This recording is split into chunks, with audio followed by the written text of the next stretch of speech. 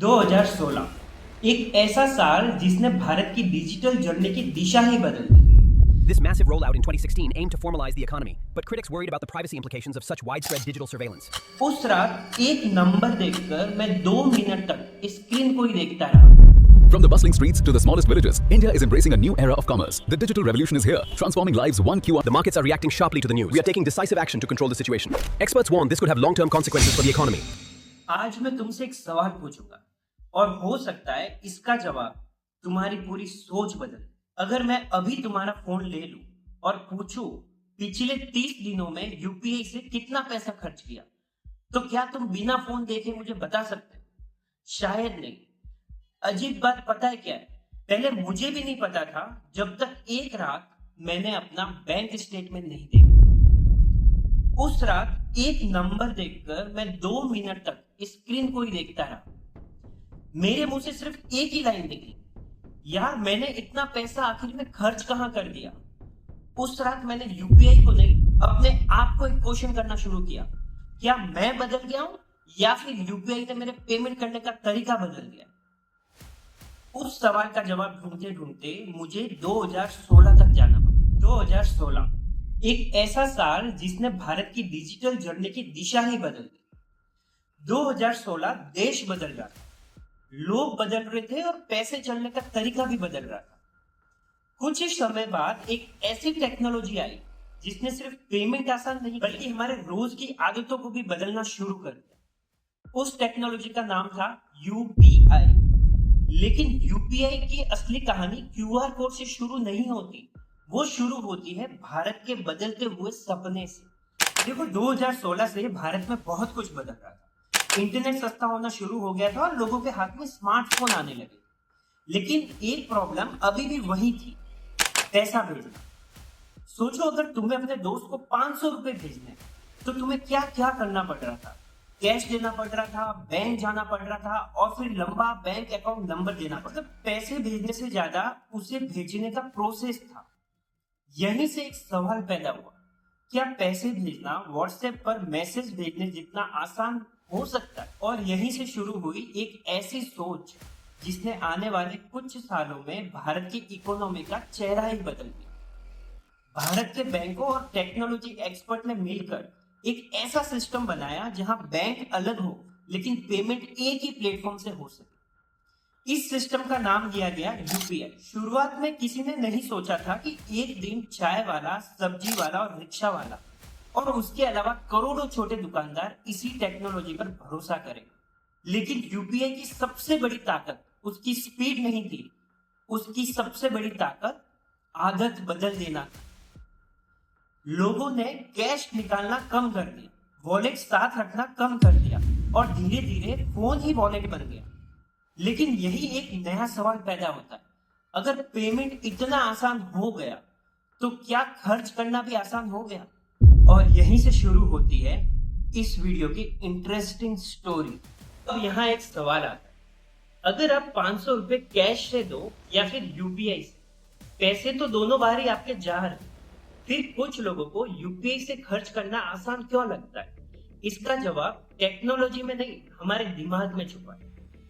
जरा सोचो, जब तुम जेब से 500 का नोट निकालते हो, उसे हाथ में पकड़ते हो और किसी को दे देते हो, तो तुम्हारा दिमाग उस पैसों को जाते हुए महसूस कर रहा हो। लेकिन यूपीआई में क्या होता है? क्यूआर स्कैन करो, पिन डालो और पेमेंट सक्सेसफुल। बस पूरा ट्रांजैक्शन कुछ ही सेकंड में खत्म हो जाता है। यही वजह है कि कई रिसर्चर एक कॉन्सेप्ट देते हैं, पे नॉट पे। मतलब जब पैसे जाते हुए महसूस होते हैं तो कई लोग खर्च करने से पहले थोड़ा ज्यादा सोचते हैं, और जब पेमेंट बहुत आसान हो जाती है तो वही एहसास कुछ लोगों में कम हो जाता है। अब सोचो 49, 79, 129, 199 अलग अलग पेमेंट छोटी लगती है, लेकिन जब महीने के आखिर में स्टेटमेंट खुलता है तब पता चलता है कि ये छोटी छोटी पेमेंट मिलकर कितनी बड़ी बन गई। लेकिन क्या इसका मतलब यूपीआई गलत है? बिल्कुल नहीं। यूपीआई ने करोड़ों लोगों की जिंदगी आसान बनाई है। छोटे दुकानदार को डिजिटल पेमेंट मिला, लोगों का समय बचा और पैसे भेजना पहले से कई आसान हो गया। लेकिन हर आसान टेक्नोलॉजी एक नई जिम्मेदारी भी लेके आती है। अगर यूपीआई ने पेमेंट आसान कर दिया तो एक और सवाल पैदा होता है, कंपनीज ने इस आसानी का इस्तेमाल कैसे किया? कैशबैक देके, सेल्स देके या वन टैप पेमेंट की सुविधा देके। क्या ये सिर्फ सुविधा है या एक स्मार्ट मार्केटिंग स्ट्रेटेजी? यही समझेंगे अगले चैप्टर में। अब जरा एक बात नोटिस करना, जब भी तुम कोई ऐप खोलते हो तो सबसे पहले क्या दिखता है? 100 रुपए का कैशबैक, फ्लैट 50% ऑफ और पे नाउ। क्या ये सब सिर्फ ऑफर है या इसके पीछे कोई स्ट्रेटेजी भी है? सोचो, अगर तुम्हें किसी ऐप पर लिखा दिखे 500 रुपए का खाना, शायद तुम एक बार सोचो, लेकिन अगर वही ऐप बोले 500 का खाना और 150 रुपए कैशबैक के साथ, तो अचानक वही डील ज्यादा अच्छी लगने लगती है। असल में तुम सिर्फ खाना नहीं खरीद रहे, तुम बचत का एहसास भी खरीद रहे, और यहीं से मार्केटिंग का खेल शुरू होता है। कई बार कैशबैक सीधे बैंक अकाउंट में नहीं आता, वो ऐप वॉलेट में आता है।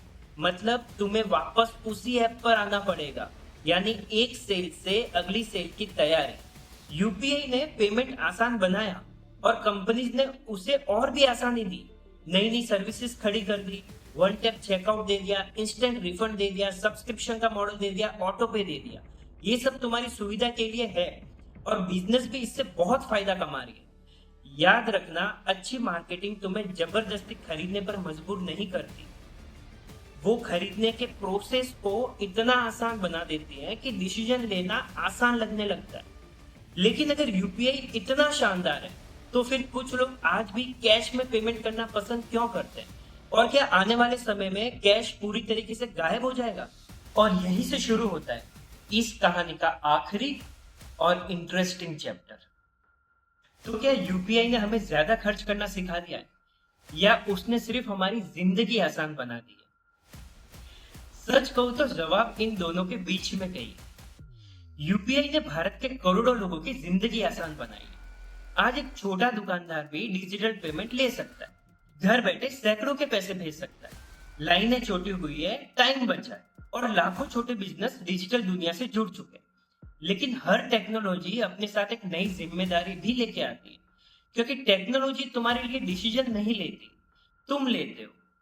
अगर तुम बिना सोचे हर क्यूआर कोड स्कैन कर रहे हो तो प्रॉब्लम यूपीआई नहीं है।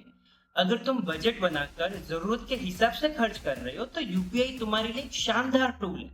याद रखना, टेक्नोलॉजी कभी अच्छी या बुरी नहीं होती, वो सिर्फ तुम्हारी आदतों को तेज कर देती है।